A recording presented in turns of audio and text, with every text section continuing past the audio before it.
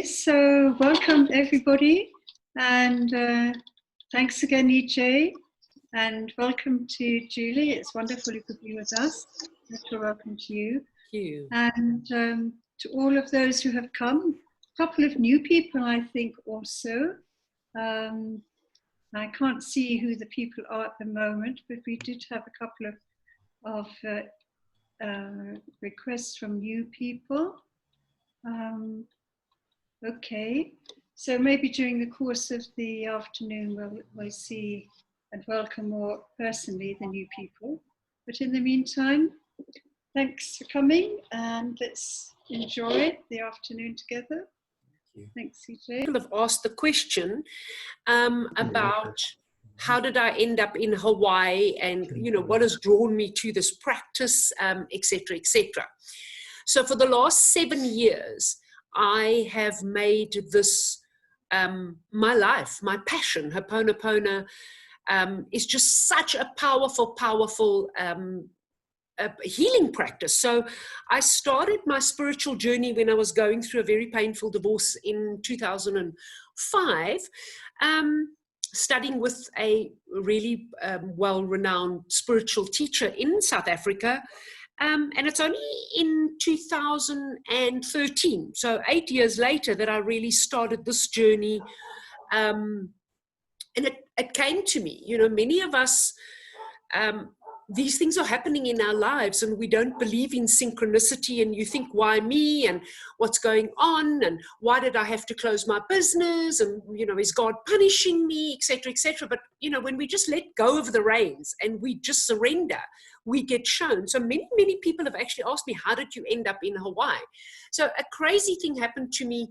I actually collapsed on the floor one night. I'm not going to bore you with a long story, but I'd gone to the doctor, blood pressure shot through the ceiling, and he'd said, if you don't take it easy, we're going to have to hospitalize you. I had been working, burning the candle at both sides, and I said, no, please, I just want to go home. I don't like hospitals. And a friend of mine brought some spiritual books over. And as I say, I've been on my path already for quite a couple of years. And I picked up one of the books, and it was the book Zero Limits. So I don't know if many of you have read that book. Really, really profound spiritual teaching, and a book written by Joe Vitale, where he explains this process of Ho'oponopono. And the thing that really attracts most people, or really resonates with people and thinks, wow, there's got to be something here to this practice, is Dr. Hugh Len was a clinical psychologist, and he was appointed to a facility in Hawaii that was, I can't say a mental institution because it was actually a prison. He was appointed to this prison, but the prisoners were actually mentally insane, violent, criminal patients. So it was a very, very toxic, very horrible environment. Okay, and so if you read that story, that Dr. Hugh Len healed the whole ward of these people. And this, he was hunted down by Joe Vitale, who writes the book Zero Limits, because he'd heard the story of this most unusual therapist. And the book tells a story of how Dr. Hugh Len healed these people with never, ever consulting with them. So what he would do, he would look at their files and he would see what they're in for. So exactly what all of us do. If you opened a file and you saw somebody was a pedophile or a rapist, or somebody had murdered or slit somebody's throat or whatever, what do we do immediately? We start to judge. So when they asked Dr. Hugh Len, how did you heal these people? He said, I worked on myself. Now, this is the whole theory behind Ho'oponopono. So when they said, but what were you, the words we will use a lot are cleaning and clearing. What we use Ho'oponopono for is to clean and clear the subconscious. Now, the subconscious is the part of us where all our emotions, all our traumas, all our, I'm not here to talk about religion because Hawaiians don't do religion. It's about love. God is love, love is God. But, did you carry something over from a past life? Did you carry something in your behavior from your genetics? So this is what Dr. Hugh Len answered, that he was cleaning his perceptions, his belief systems. And his belief was that if I've attracted this into my life, then it means I need to work on healing it. And that is the whole concept behind Ho'oponopono, is that it's very difficult when you're counseling somebody and they might have been hijacked or raped or mugged, to tell people originally, you need to take 100% responsibility for everything that happens in your life. And this is what Ho'oponopono is based on. But obviously, there needs to be a lot of care and a lot of counseling and a lot of explaining behind that. You can't go up to somebody who's been raped and just blurt out, okay, you need to take 100% responsibility. You need to sit with a person. You need to explain where you're coming from. You need to help them to understand that in our life journey, our souls have chosen some very, very difficult lessons to come here and learn. We've come to learn lessons in this life, and the quicker we start understanding at a soul level that everything that is playing out in our life is our responsibility. We carry a vibration, and we're going to show a chart a little bit later on. The deeper work I did on Ho'oponopono, because I went over to Hawaii, I studied with this kahuna, I was totally guided by spirit, everything just fell in synchronicity how this happened. I read this book, I ended up going to Bali. I was chosen on a spiritual transformation journey, and there a lot of this came out, that this is what I was meant to do. It is actually a soul calling. And then later in my life, while I'd spent time in Hawaii, I came across, I think a lot of you might know about Dolores Cannon's work, her hypnotherapy healing, her quantum QHHT work, where when I went into a deeper regression, I'd seen that I'd actually been a kahuna in a Hawaiian lifetime. Okay, so there was no accident that I was so drawn. And I was invited over by a kahuna, and I went to Hawaii and I studied with her. So, you know, it's very wonderful studying in Hawaii, where these people live in kindness and live in harmony and etc. But my question was, I live in South Africa and we have a different culture, we have a different understanding. How would I bring that work back here? So I went back to Hawaii, and I've lived in Hawaii for the last 3 years out of the last 7. So I go back to Hawaii, I work with these kahunas, are called wisdom keepers, and then I come back to South Africa again. But I've done a lot of extra work, a lot of studies for myself. They just know it works, they trust it works. Their lives show that it works in who they are as people and the way they live their lives. But to me, I needed to see the science. So I did a lot of scientific studies that back up why Ho'oponopono is so successful, why it is one of the most profound yet simple techniques in healing of self, okay? Because we are going straight to God. So what we do, I'm not going to say God in the text, that somebody works with universe, source, creator. There's only one creator, there's only one source. So whatever that is for you. Ho'oponopono means to make right. So what are we making right? Everything that we say, think, do that is less than love is an error.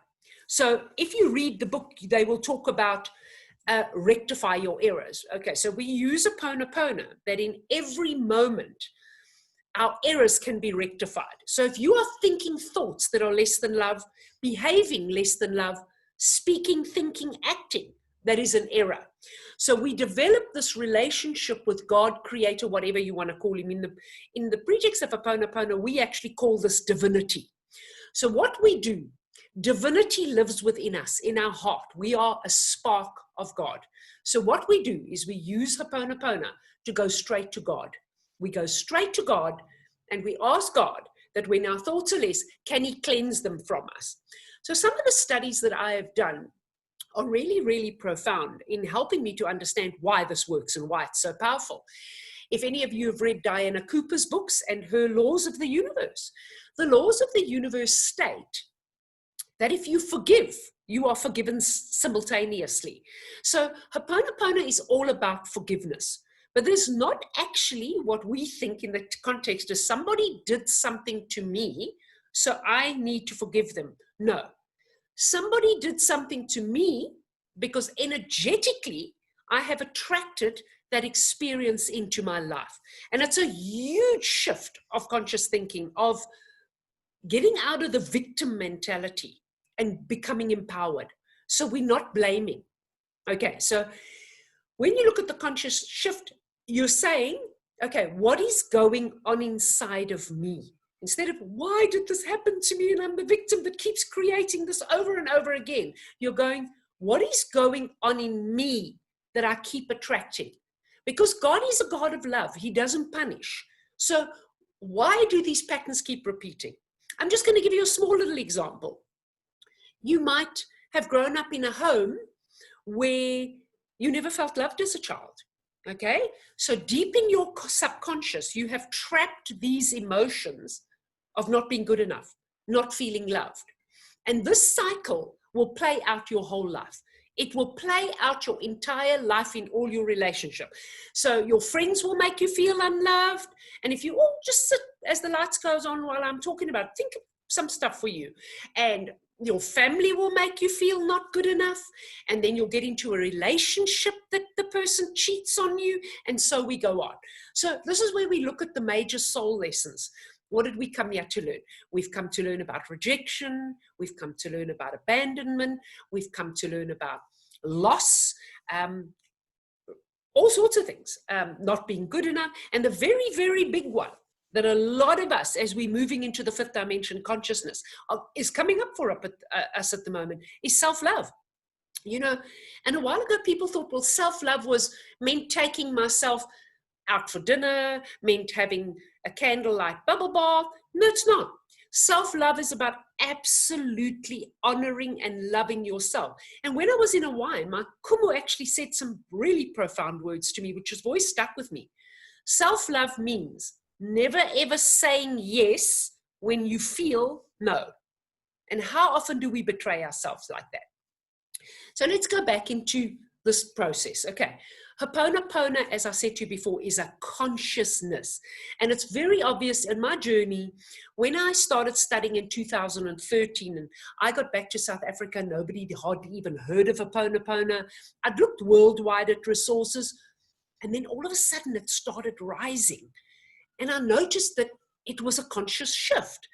Because if this is a modality for right relations in your humanity, Ho'oponopono is about making right, about living with, like the Hawaiians live. The Hawaiians live with aloha, which is about being kind, about being unified, not judgmental, about being patient.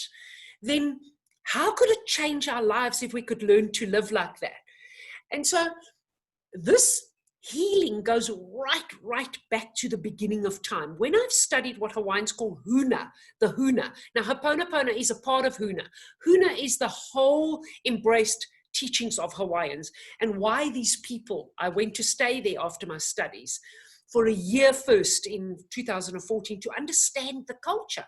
How are these people able to live with total kindness? Their default setting is kindness. They react firstly in kindness. Look at us in South Africa. If we're honest, majority of people react when you do something wrong with anger. You know, they'll hit out. Just let your car break down in the middle of an intersection, and what do people do? They all hoot at you. They shout at you. It seems to be that anger, the racism we've been carrying, the rage, all sorts of things. And this is what my mission has been, is to help South Africa to heal. Number one, to live in aloha, to live with kindness, compassion, caring, patience as a default setting. And number two, to learn to heal ourselves.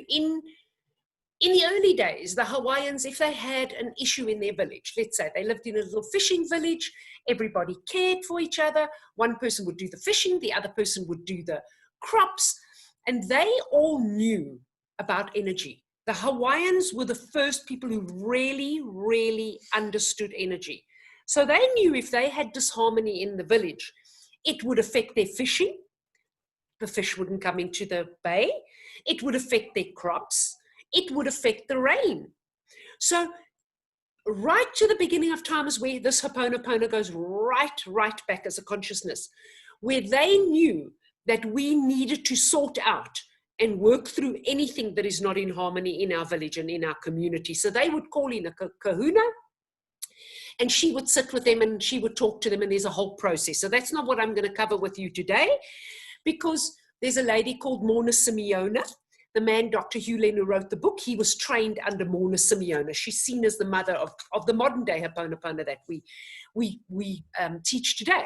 So Ho'oponopono that we teach today is called self-identity through Ho'oponopono. So what it means is that you don't need anybody present to heal with them. If you're having an argument with your sister-in-law and you have ill feeling, you do not need to have your sister-in-law present to talk it out. This is all about soul healing. This is about healing yourself, and then others around you and your immediate family and others heal as well. Energy healing. So Mona created this through her study. She studied a lot with Edgar Cayce. She did a lot of studies in China, and she put this together using the old Hawaiian traditions of praying to the divine creator, and working with 3 levels of self. So what we do with Ho'oponopono, we work with the 3 levels of consciousness. So Eugene is going to show you a little more later, but we're not ready to talk about that now. We work with your higher conscious, which is your connection to God, creator, source. We work with your conscious, where we are today, sitting, talking, thinking, listening.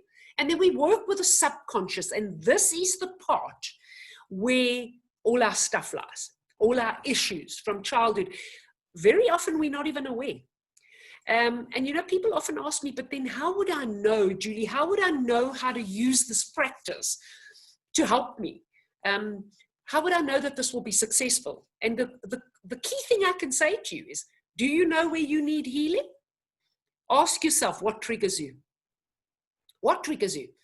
What makes you feel unloved? What makes you feel sad, left out, abandoned, rejected? And anger. Look at your anger. Because something that I realized is that you think other people make you angry. If you don't carry anger in you, nobody else can make you feel angry. What they are doing is they are triggering the anger that already lives inside you. So, you know, when people say, how do you know that? Watch yourself, monitor yourself, you know, and this is where you start to work. There is a program, or what Dr. Hugh Len or Mona would call a pattern or a program that is living in your subconscious that will just keep repeating your whole life and keep you stuck in this hamster wheel. And I hope while I'm talking, some sparks are going off for people to look at what is it in my life? What keeps repeating? Is it a financial thing? Is it a relationship thing? Is it an anger? Is it a loneliness? Do I keep attracting a partner that hurts me, betrays me, lies to me, abandons me? Okay, because that's a quick way that we can look at that. So what do we use with Ho'oponopono? As I said to you, it is a process of forgiveness. We are forgiving ourselves for running our programs. So Eugene is going to show us now these 3 levels of consciousness, and I'm going to speak to you about your mana and what happens in your body. Let's go down. Okay, there we go. So if you have a look at this diagram, it's one of the scientific studies, but obviously it's very simplified, so I could explain it without getting into the technicalities. Okay, you'll notice at the top we have the higher conscious, the conscious, and the subconscious. Now the subconscious is the part where all our stuff lives. Okay, this was also very powerful that Eugene realized on my retreat. When I say to people that we cannot heal from the conscious, so you cannot blame it out, you cannot shout it out, you cannot scream it out, you need to go within. So if you look there, it looks like they're railway tracks. Do you notice, okay, so if I'm telling you that you're in the subconscious, your issues lie, that little railway track you see on the right-hand side, where your energy, your mana is the life force that you are born with, okay? And it looks like it's like a railway track. So we've got mana, your life force, running in this, almost, if you could imagine it like a etheric, like a burrable skin, a see-through etheric casing. So right, in your subconscious is, let's say, you're feeling unloved from childhood. Okay, what will happen? is that will then come up into your conscious, your everyday living. So what you will do is, let's say you felt unloved as a child. Now you go into a relationship and you attract somebody into your life. And what do? They make you feel unloved. Why are they doing that? Because they are triggering the pattern that is unhealed inside of you. So what will happen? This will keep repeating in your life until you have that aha moment and you go within. Now, many people think you've got to go within to meditate is going within. I have found the most successful way is to sit out in nature, sit on the grass, and sit with God. Sit in quiet contemplation and ask, what is going on inside of me that I keep attracting this? You will then shift your consciousness immediately, because why? Again, as we said with Oponopono, you are taking 100% responsibility for what is happening in your life. So as that memory comes up into your conscious in the right-hand side, the railway track, you then go back down into the subconscious and you sit with it. What is going on in me? And then you have the aha. Oh, I felt unloved as a child, so I'm attracting people that don't love me. That is the way. You can have a look on the left-hand side. You then transmute through higher source.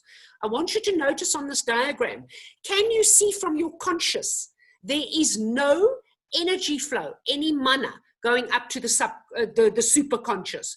This is where I found that you cannot heal in the conscious. You need to go within. You need to take time, and instead of blaming everybody for everything, why did I get fired? Guess why I got fired? Because I've been selling myself short. I've been working in a job that doesn't honor me. And the universe has said, it's time to look at that. Okay. I want to move on to another slide, if you'll give us the human vibration. This was quite an eye-opener for me on my spiritual journey when I came across this diagram, because I had also been taught that we either have love or we have fear. And, you know, if you are feeling happy and excited and kind and whatever, you're in the love vibration. There's only two emotions, love or fear. If you're feeling angry, if you're feeling jealous, if you're feeling resentful, you are in the fear vibration. I want you to look at that chart. Down the bottom, if you look at fear, fear resonates at 100 hertz. That's how we measure emotions. Fear resonates at 100 hertz. Okay. So, can you see where guilt and shame are on this chart? Especially shame. Shame is 5 times worse than carrying fear. Now, what does this mean to you? In your subconscious, if you are carrying something you feel ashamed about, they have a frequency. They have a frequency. And that frequency is being emitted from your body. And if many of you people are asking this question, as many people have for many, many years since The Secret came out, why does the law of attraction not work for me? Because everybody has learned that let our words and our thoughts create our reality. Yes, they do in a way. But the biggest attractive factor of what you attract into your life comes from your emotions, comes from your feelings. Now remember, when I tell you that all of your emotions, the emotional body, is stored in the subconscious. Many of these emotions you carry from childhood you're not even aware of. So it's almost like you walking around like a beacon with a frequency that is sending out these pulses into the universe, and you can't understand why you've consciously decided, I had a terrible childhood. I'm going to change my life. I'm going to be a better mother. I'm going to be a better wife. I'm going to be a better partner. But you keep attracting the same negative stuff back to you. What you're not aware of is these pockets and frequencies are sitting in your subconscious and they are sending out. So I want you to look at that chart where acceptance is. And this is something that I learned from the Hawaiians. When my kumu says, let it go, just let it go. Letting it go is so easy. You just make a choice to let it go. Why do you let it go? Because it's not about the past. The incident that happened in the past is ruining your now, and it's ruining your future. Because while you hold that emotion of pain or guilt or trauma, you energetically keep attracting more of that. So if you can look on that chart, and I say to people, if you can just get to acceptance, it is what it is, or it is what it was, or it was what it was. I can't do anything to change the past, but I can do something to change my future. So this is where this powerful, powerful mantra that you've probably all heard about, because anybody that hears about oponopono, this is the first thing they ever come across. Okay, so I want to explain, because I've had many people say to me, Julie, do you really think that I can possibly believe that to say, I'm sorry, please forgive me, thank you, I love you, can heal my life? I mean, that almost sounds ridiculous. Look at that connection again.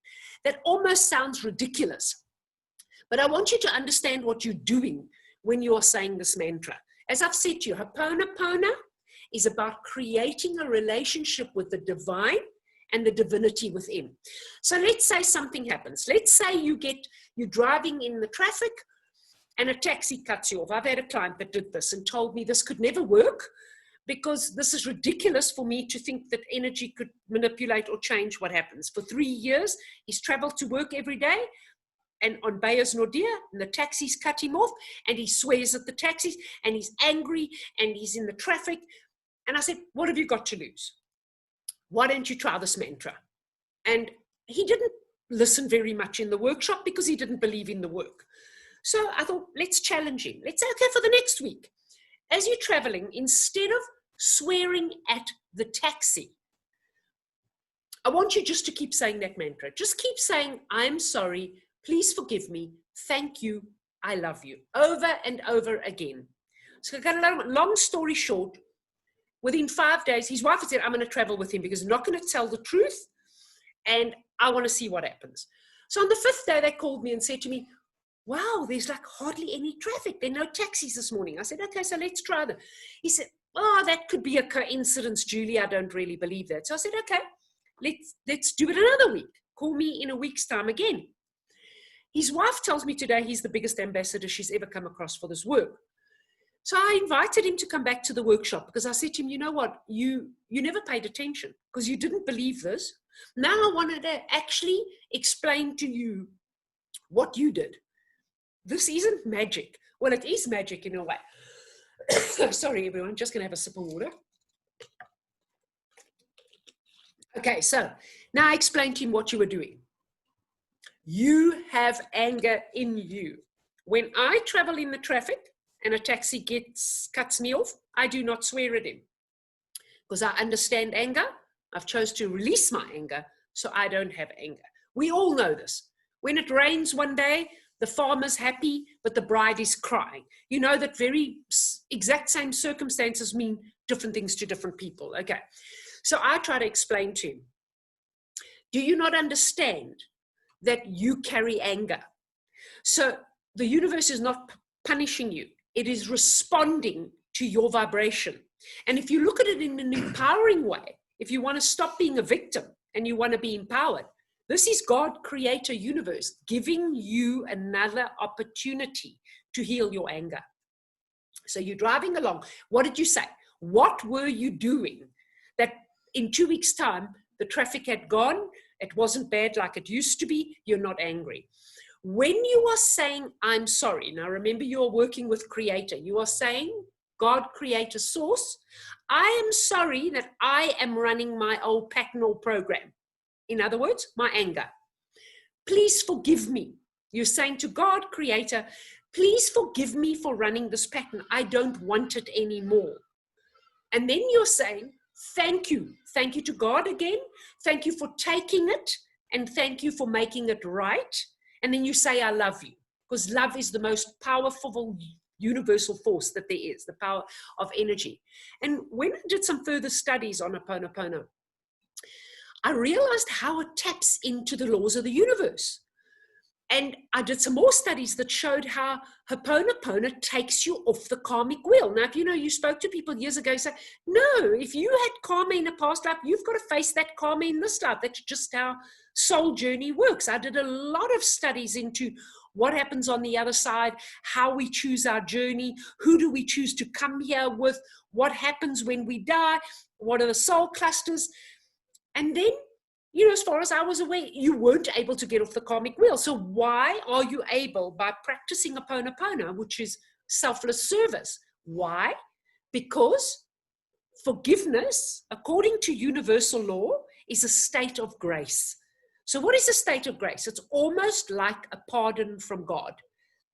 So if you are saying, I'm taking 100% responsibility, what is going on in me that I keep attracting this? When I am forgiving, I am forgiven by God, creator, universe, simultaneously. So I'm not blaming, I'm forgiving myself. I'm telling God, forgive me from running this pattern. And so it ties into that when you blame somebody else, you can't set yourself free. When you blame somebody else, you're trapped in the energy between you. And it's very hard, it takes some time in the beginning when you're counseling people for people to actually get it, that when something really heinous has happened to them, how can I forgive? But forgiveness sets you free. You are never, ever condoning what that person did. You're not saying that it's right and I'm okay with it. No. What you're doing is freeing your energy body from the negative attachment to that incident, that rape, that hijacking, that housebreak, etc. And it's such a powerful practice. So it is simple when you get it. We work together with that prayer. So what you would do every day, you have exercises that you work with. Every morning you get up, you do that heart breathing. It grounds you, it centers you, it connects you. You then do the divine creator prayer, and then you do the mantra. You don't know what your day's got ahead.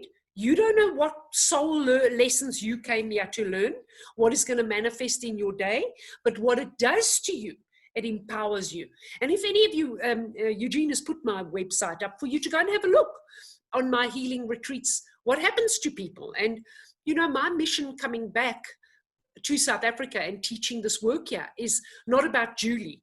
Unfortunately, we live in a country where majority of the people that need healing can't afford healing. So this work, once you teach people, they can share it so easily with others. They're profound healing practices, but you have to go to the healer. You've always got to go to the healer. And if you feel that you're having a rough day in 6 months' time, you've got to go back and go pay.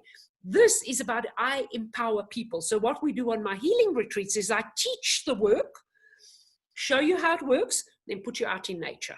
Say, right, now you do this. Now you go to God and you ask God. And, Eugene will be testimony to what comes up that you weren't aware of, what comes up that you hadn't thought of for 30 years ago, because you are going to source and you are going to God and say, this is my stuff. And so that's how you heal it. And if you look on the website, you'll have people that have healed relationships within a week. You've had people that have turned their financial situation around. You've had people that have kept repeating cycles. And it is so powerful. And as I said, the science that I've done in the energy, that one you looked at, that triangle, was the emotional vibration. And there are many studies talking about how the law of the universe doesn't work because we think it's about words and thoughts. We don't understand that it's about frequency. The universe responds to frequency. So you cannot lie to the universe. You can't stand up in the morning and say, I am happy, I am successful, I'm wonderful, and you're dealing with trauma. So you need to release that trauma. And this is one of the most powerful, as I said, it's an art and science of healing, of going to God, going to source, going to creator and saying, I need to let this go. This is my pattern. And I chose this as a soul. I chose intricately involved on the other side, how it works, on how we choose what we come here to experience. And it's the quickest way to take you out of a victim mentality and to be empowered, to change your own reality by how you respond. It teaches you to learn to respond and not react, to stand back and say, wow, why did that just happen? What is going on in me energetically or vibrationally? What am I meant to learn?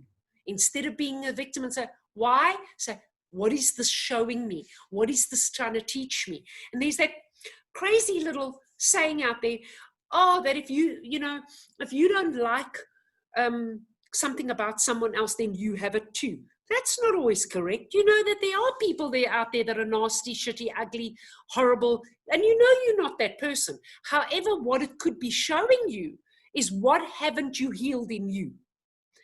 Because that person does something doesn't mean you like them. What it means is if they've triggered you, if they've hurt you or upset you by what they've said, what haven't you healed about yourself? And it's such an empowering technique. You'll get to the place which we're all striving to get to. Absolute, ultimate self-love. Knowing who you are, knowing what you stand for, knowing what you're worth. And when you vibrate that type of frequency out into the universe, that is what you will attract back to you. If you know your worth, that your worth is not dependent on what other people think or say about you, you live a very, very different life. Anything that you can think of? I think that's in a nutshell. I'm going to open to some questions now and just some feedback if anybody's interested in asking a little bit more about the process. Yeah, so what we'll do is there's a little function on your Zoom that allows you to put up your hand. So if there are any questions or comments, please feel free. Where's your hand? You'll have to show me. Well, yeah, it's not on here as the host, but or put, on your video and your physical hand, that can work as well.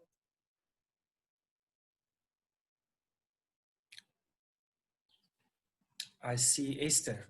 Okay. You can unmute yourself. Okay. Well, thank you so much. It's very, very interesting, and it resonates with so much that I've learned. Yes. And it comes together. Yes. I've always felt that I've chosen everything in my life to teach me. But of course, I've been mad saying to myself, why have I chosen this? Why is this happening to me? Why do I have to learn? But yeah, you're the first one who now gives a more clear answer. Mm-hmm.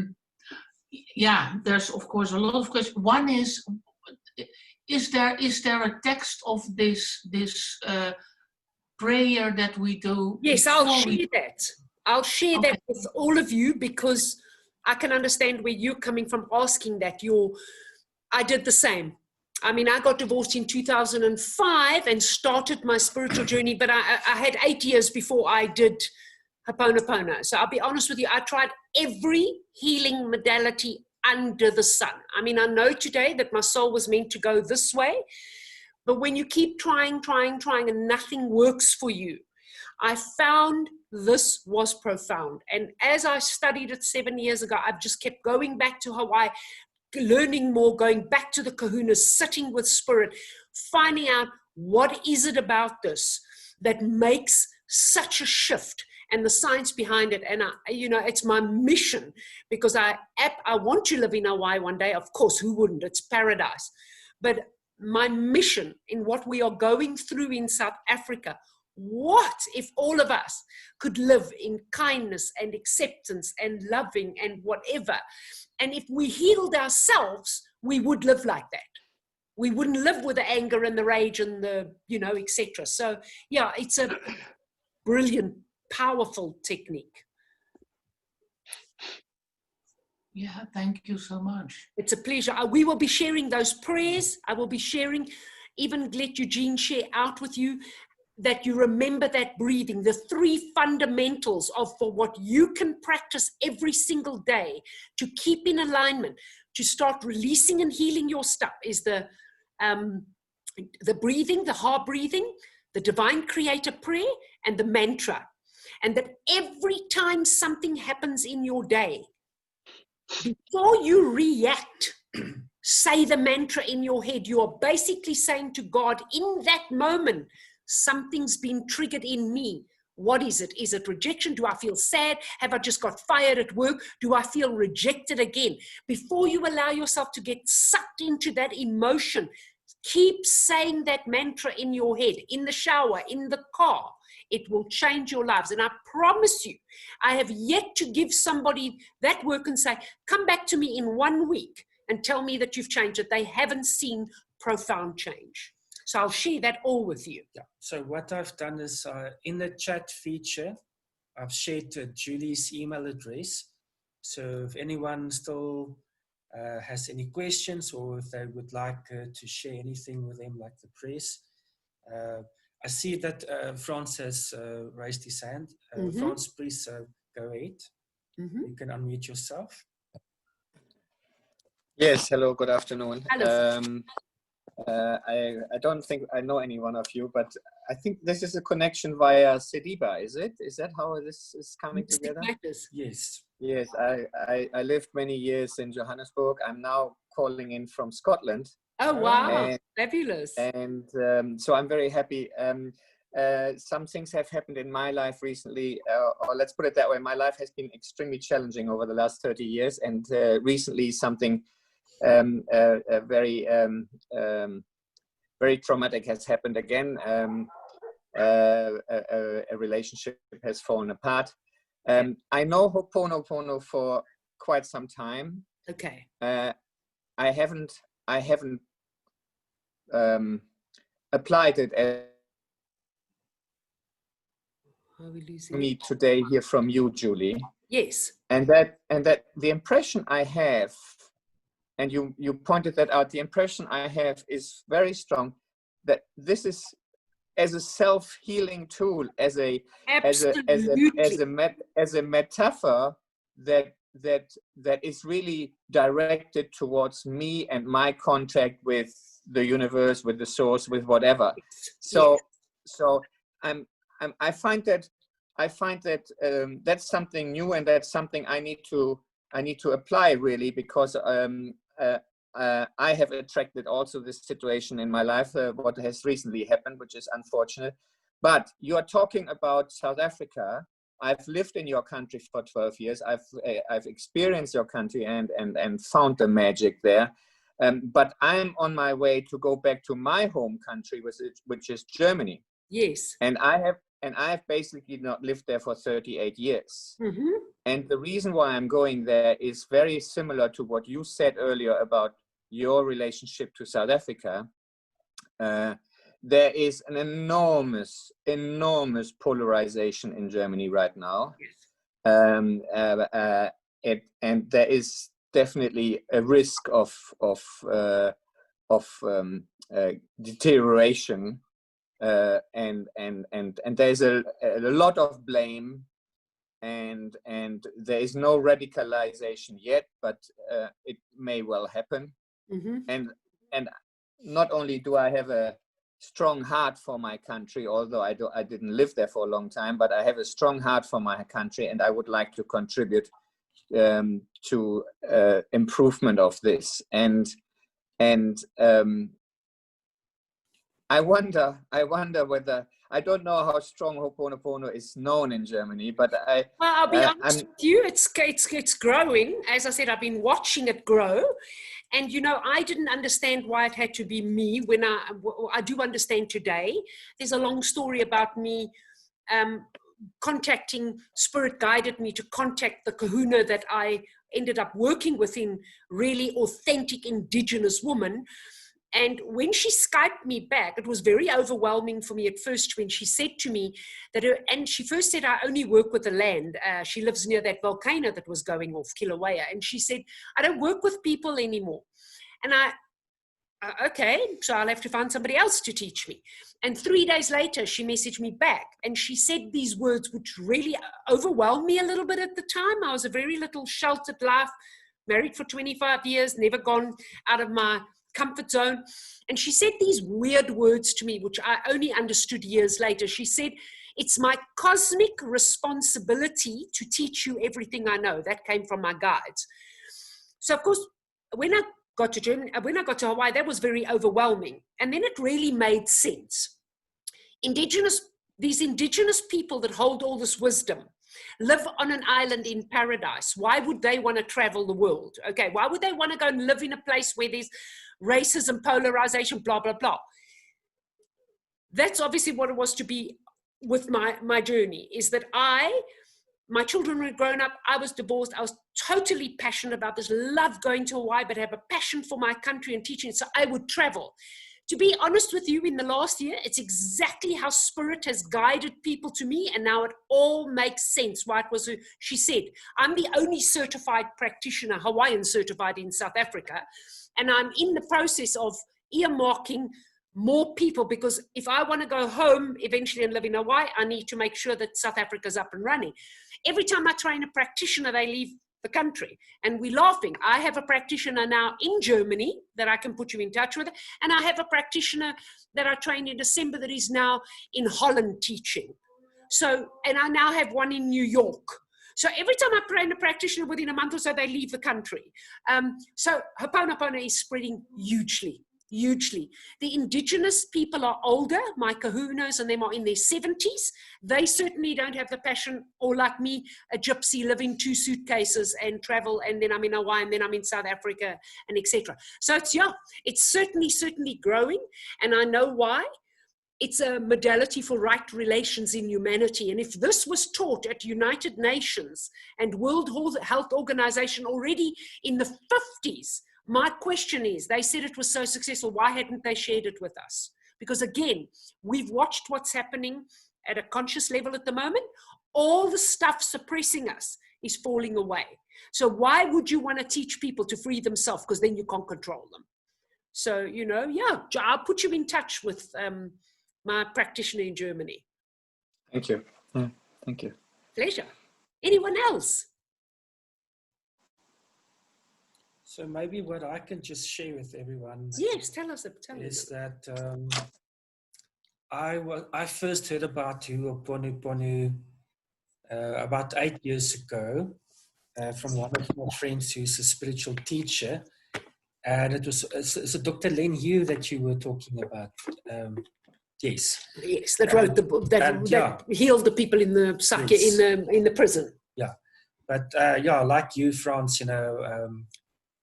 I also recently had a relationship that ended, and that's when I decided to go to one of Julie's retreats. We recently went to one of her retreats. But what really struck me is that, when a relationship comes to an end, or when somebody gets divorced, we don't have a ceremony for that. We have a ceremony when people get married, but when a relationship ends, there's no ceremony. So what I really found from a workshop is that, it gave me the tools to really deal with that grief that you go through. And that is something that I found quite helpful. Yeah. And also to understand it. When I worked with Eugene very closely, and I work with a lot of people with that, where they go away for the weekend. And the reason, yes, I teach workshops and I do private healing. But the power of having somebody out in nature for a whole weekend from Friday to Sunday, teach the work so they understand it, they get it. And then say, right now, you're going to go and do it. You're going to go and sit with God, creator, universe, whatever you want to call him. And even people have stuff come up that they haven't thought of for 40 years. Why did that come up? Why did the universe show you that particular thing? Because the universe showed you, because that teacher that told you you'll never be good enough, or that friend that betrayed you that you already forgot about, is sitting in your emotional body. And that is the frequency that keeps going out into the universe while you keep getting betrayals, patterns. Because when you ask people, I just had a divorce, I had a painful breakup, is this your first? Inevitably, no. And when it is the first, the next one's coming. And, I said that to my kumu when I was distraught in my life, the pain I'd been through. I actually wanted to walk into the ocean, and I said to her, and she said, this will carry on till you die. Do you realize? Because your soul is a lot braver than you are in a human form. So you chose to come here and learn to love yourself. And if you don't love yourself, every person in your reality is going to reflect back to you, not making you feel loved. And people go looking for love. And what oponopono, what I saw such a transformation with Eugene, is Eugene, just the light bulb went on. If you become love, if you are love, if you become love and you radiate love, you won't need to look for somebody else to love you back. You will attract it back. If you don't love yourself, you're going to attract another person that's not going to love you again, whether it's a business partner, a friendship, or a relationship. And in a nutshell, working, it sounds so simple. When I worked with these indigenous, they called wisdom keepers, these kahunas, they just have it. I so believe they're going to teach the rest of the world how to heal and heal the rest of the world in who you are. If you give love, you'll get love. If you give kind, you'll get kind. They'll give you their last plate of food because they know that the universe will honor them and tomorrow they'll be given some more food. Any other questions? Who else has got questions for us? I saw movement down there. I don't know if the screen. Celia. Celia, please go ahead. Did you click on Celia's? Yeah, there she is. Celia, there we are. You are still. Yeah. Okay. Okay. Here we go. Thanks. Okay. No, thank you so much. I mean, this is quite powerful. I'm just intrigued, Julie. What happened to all those prisoners? They were all rehabilitated. They closed the facility down within 3 years. And a lot of people think it's like urban legend, but it's gospel. They were interviewing the nurses that used to work there. When he first was sent to that facility, he says, I could have said, okay, God, why am I being punished? Why do you put me with a bunch of vicious, violent criminals? Why didn't you put me in a children's home, or in a women's facility rehabilitation of unmarried mothers or something like that? He took the responsibility. But the staff that they interviewed when Dr.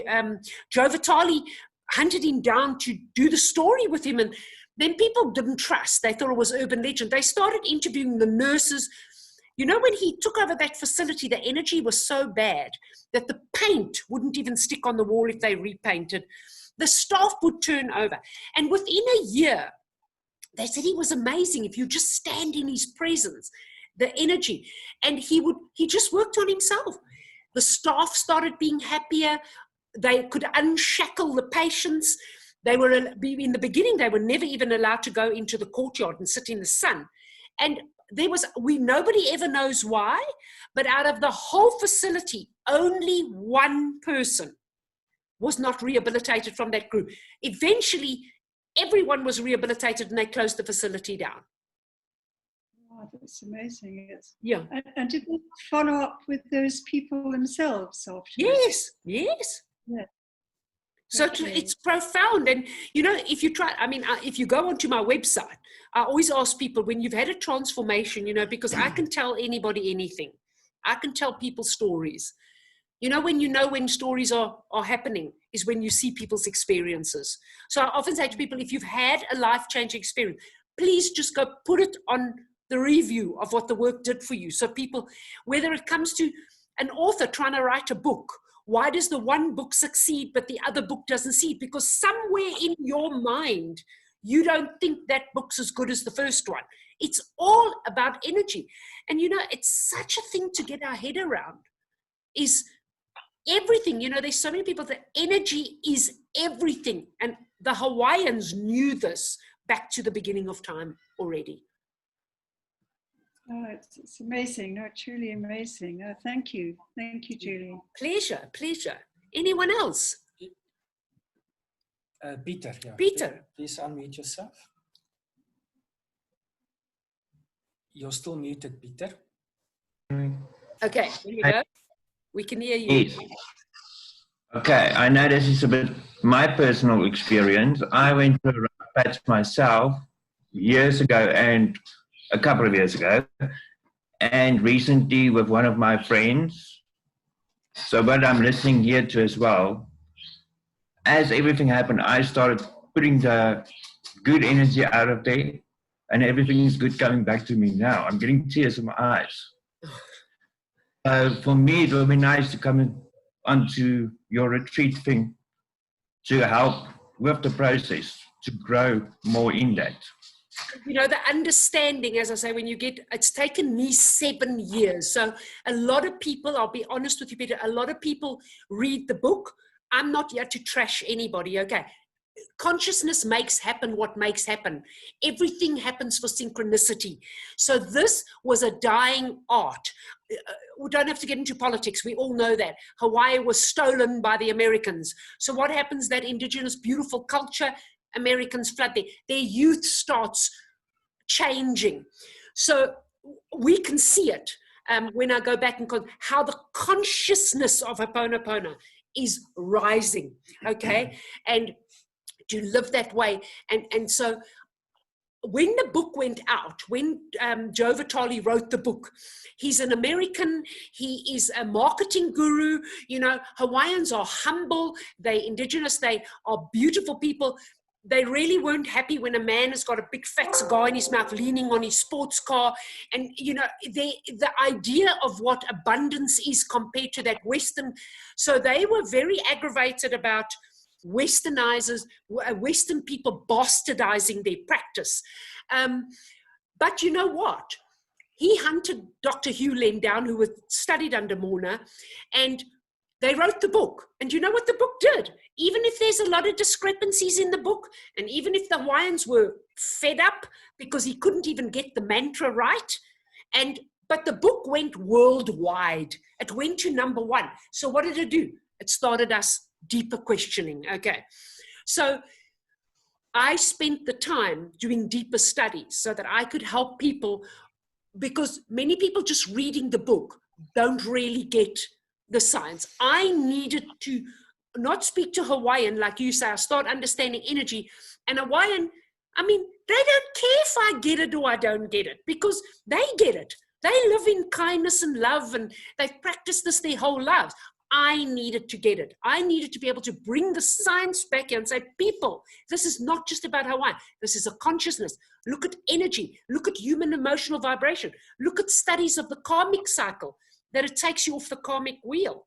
And so I've taken 7 years of absolute dedication to this practice to put it in a simple form that a person gets it in one weekend and can absolutely transform your life. Yeah, perfect. When is your next retreat?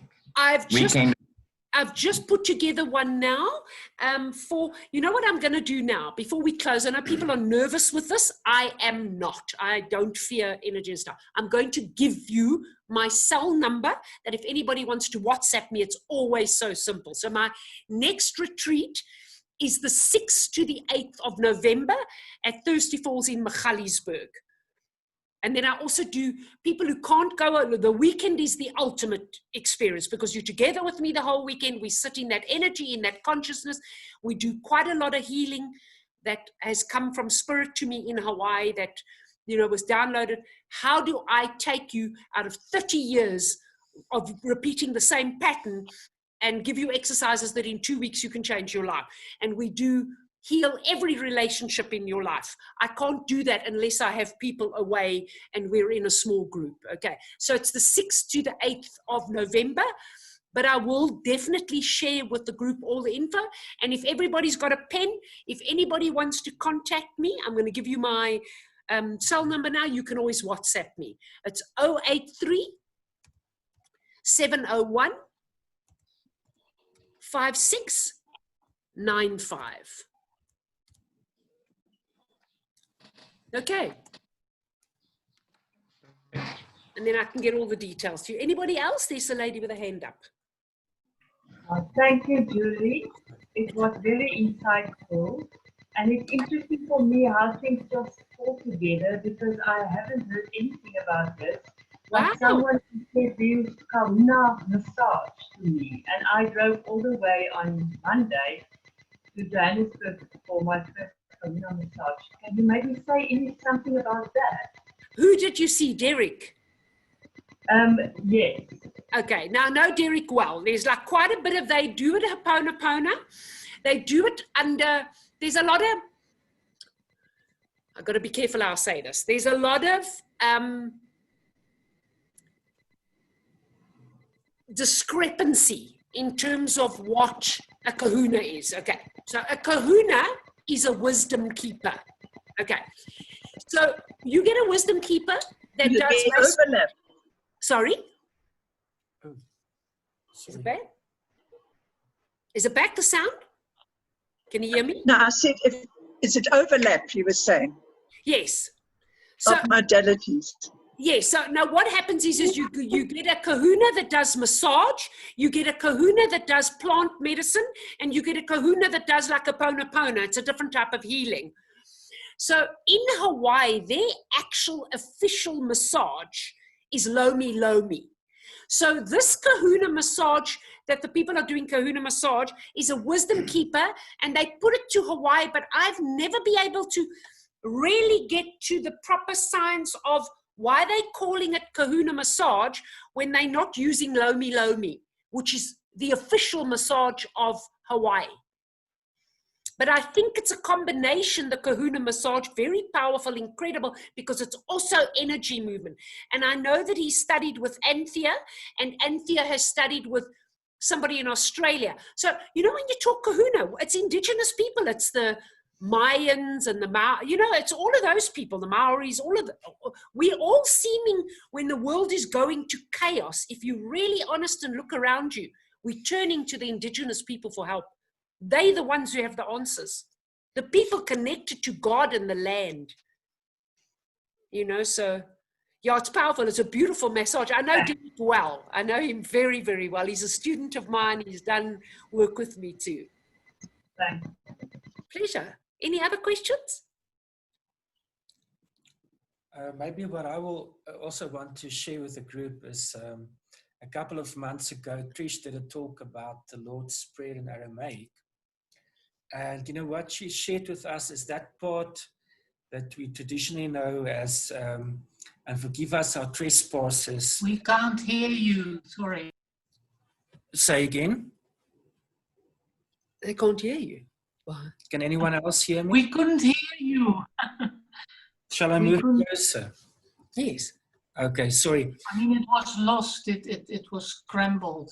Never have okay. this connection. It's Okay. weird.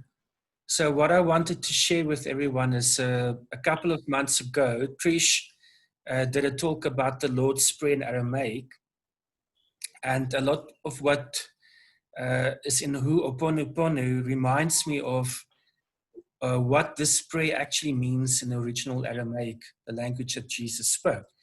So Trish shared with us, you know, that part that is normally translated as forgive us our trespasses, you know, can be translated as the following, and I'll read it to you now. Loosen the cords of our mistakes and sins that bind us as we release the strands that we hold of others' guilt.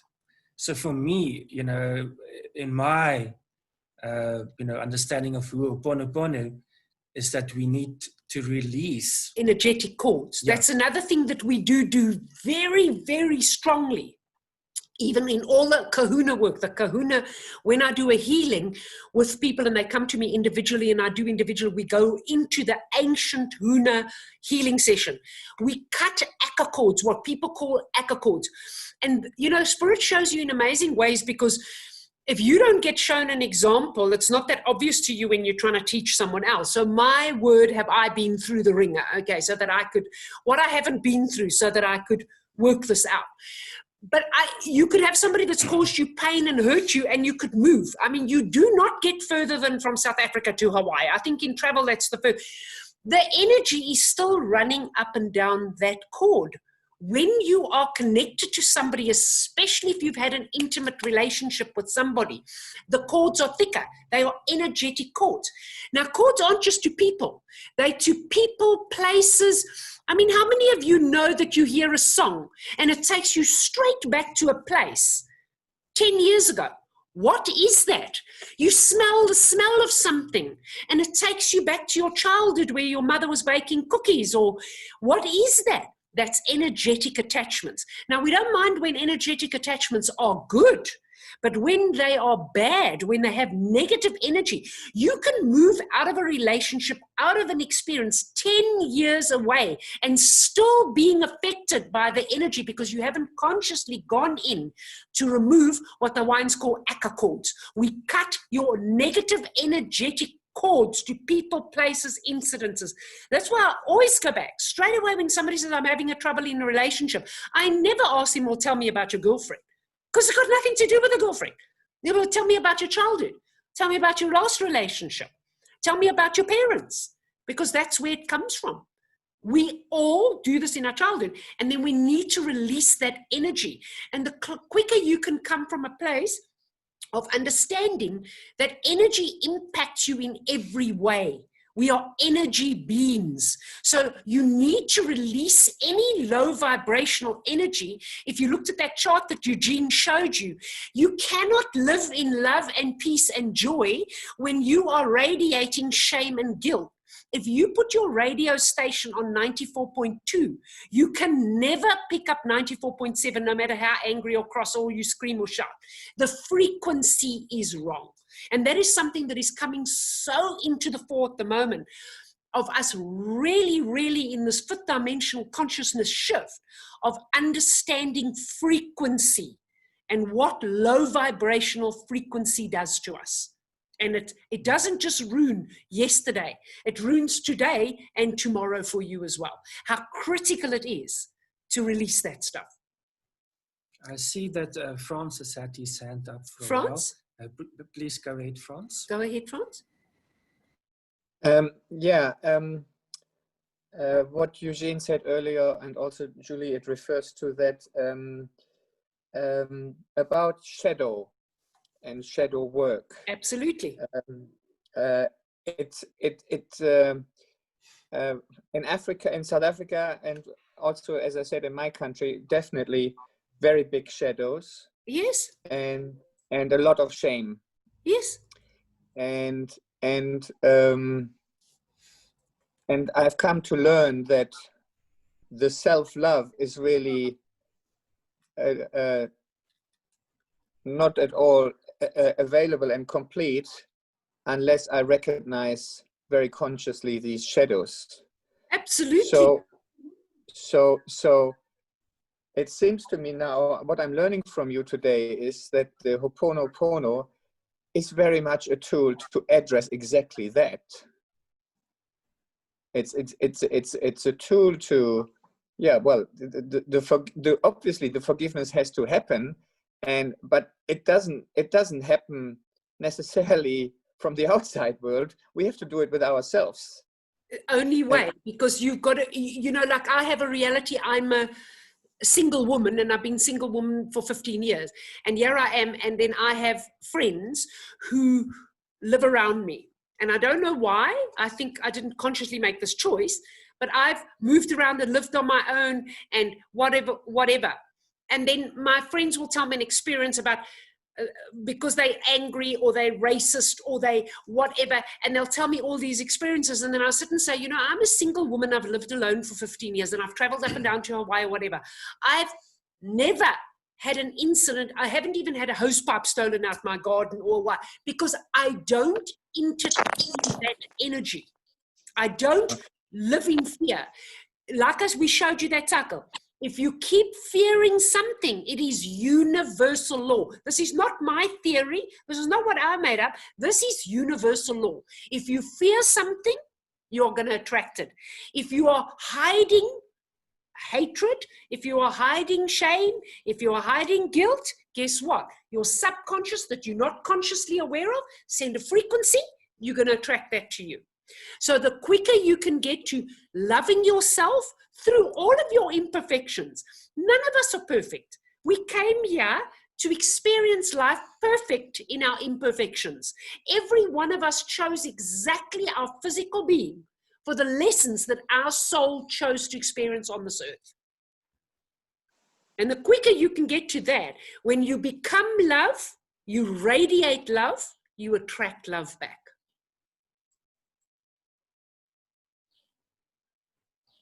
He's gone frozen.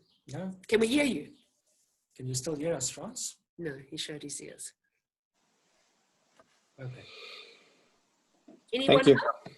As you're talking, I couldn't hear you. We thought you'd lost you. Yeah, I didn't hear everything, but I heard enough. Thank you, Julie. Pleasure. Anyone else? I have one question.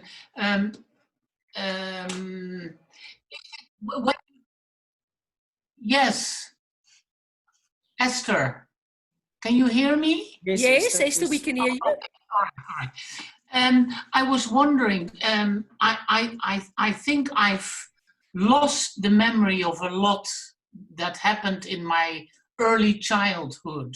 Yes. Will that come up by itself when I practice? When you start working, it will. If your soul needs you to, can ask Eugene because he's experienced it. When anything that is lying there that you don't remember at a conscious, and all of us have got that, okay, that we don't remember at a conscious level, some more than others. If spirit knows, God, source, creator knows that this is a frequency that is causing you to attract low vibrational things back in your life, it will come to the surface.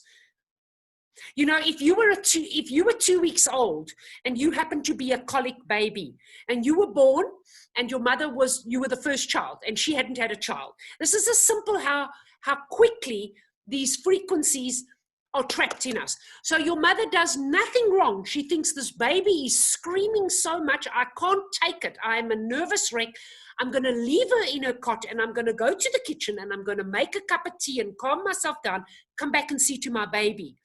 Do you know in the 10 minutes that she made her tea, that baby has already registered and held rejection and abandonment?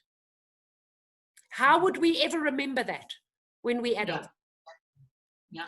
But universe will go, I say this, my Kumu says it always, go to God.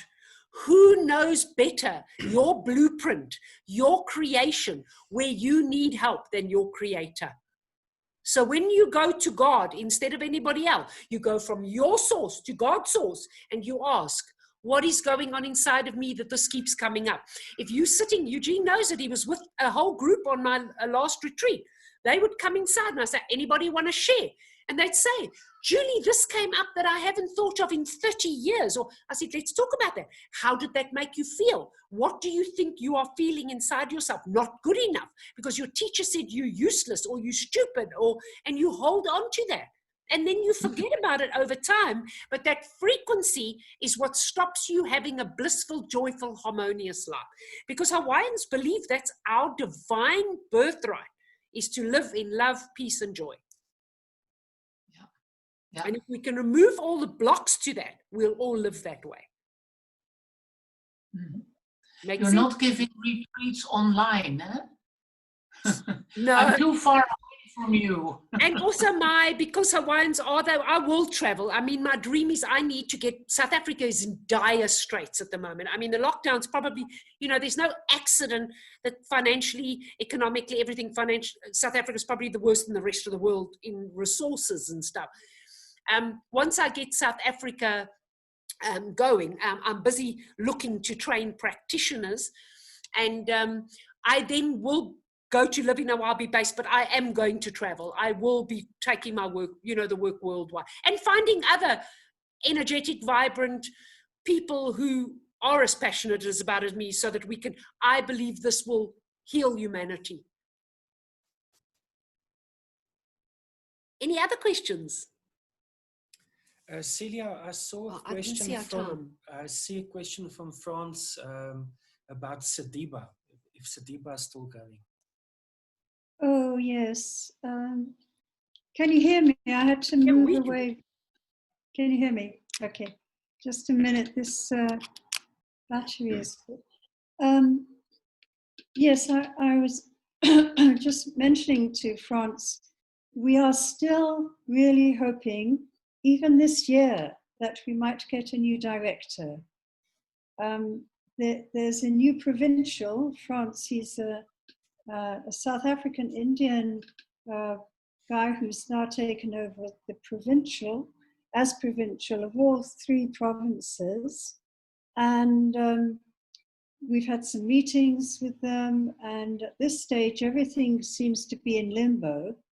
But Julie, I don't know if you ever went to Sediba, but Sediba is a place where many of us went for many, many years with a wonderful director of that retreat center, silent retreat center. No, we called him Prashant. I haven't been to Sediba, no. Yes. Well, we're still keeping a vision for Sediba to be returned to its, well, not returned because everything changes, but Yes. since Prashant passed away, and then Father Mike took over, and then he's now in Bloemfontein.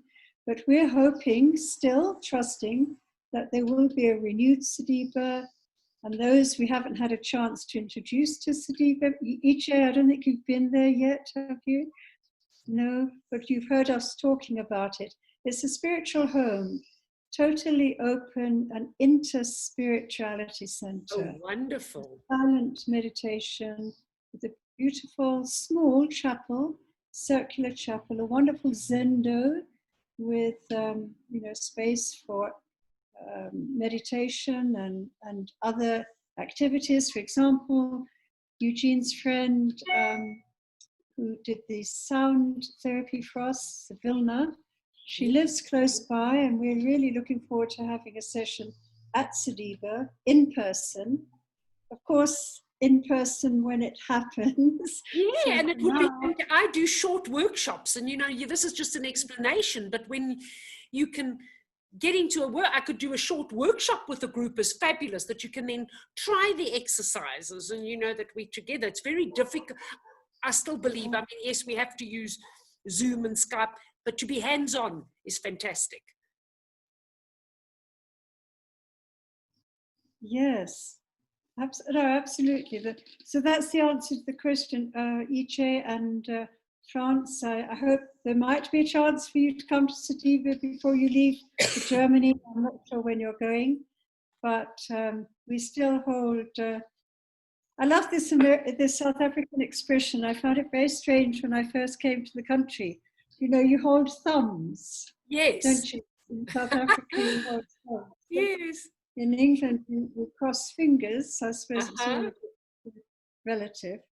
But yes, Sediba will return. We're really convinced of that. Oh, wonderful. Yeah. Can I just add something there? Because I have here Prashant's funeral, how do you say, leaflet. Celia, I'm not in South Africa. I'm in Scotland already. Okay, sure. But Prashant was a dear friend, and I really would encourage Julie, you to do your work in Sediba. It is the most magical place. And on the back of Prashant's funeral paper was something that at that time was very, very meaningful to me. It's a prayer, and I'm not doing the whole prayer, but I'm doing the last 5 lines, and they say, help us to love you first, then our neighbor, always being aware that the first step in reaching you and my neighbor is to love and appreciate oneself. Absolutely. I think that's exactly what we're talking about here today. And so I just wanted to mention this because it meant a lot to me, all these, when was it? 11 years ago. Yes. So Julie, if you can do some of your work at Sediba, I think that I'll would be certainly wonderful. stay in touch and look at, because I certainly will. I will stay in touch and chat if that does open. Yeah, be fantastic. And I think one of the problems, as you were speaking, Julie, and now as France reads that prayer, one of the problems we have, especially with our religious training, is this hesitancy to have self-love. We've got this hangover, even now, even with younger people, instead of this wonderful confidence, because we are all part of this divine light, we are all part of the divine, we are still inhibited and hesitate to, loving ourselves. The way we were brought up. The way we were brought up, we were seen as it's egotistical or arrogant to love yourself. It was almost discouraged. It's the opposite. That's why I say the whole conscious shift is. I tell many, if we came to earth, we're all the same at a soul. Yes, some people have studied a little bit, but there's nothing different in one soul to the next soul. And if we all decided to come to this earth as little blue golf balls, what would we learn? Nothing, because we'd all be the same. So we have chosen our body, and I often say to people, look at your body. Look at who you are, look at your reality, because it will help you to guide you to understand some of the soul lessons as to why you came here. I mean, who would want to be that brave to have been born into South Africa, in apartheid South Africa, and be born black? Who would have been brave enough to be born colored that you weren't white enough or you weren't black enough, you know?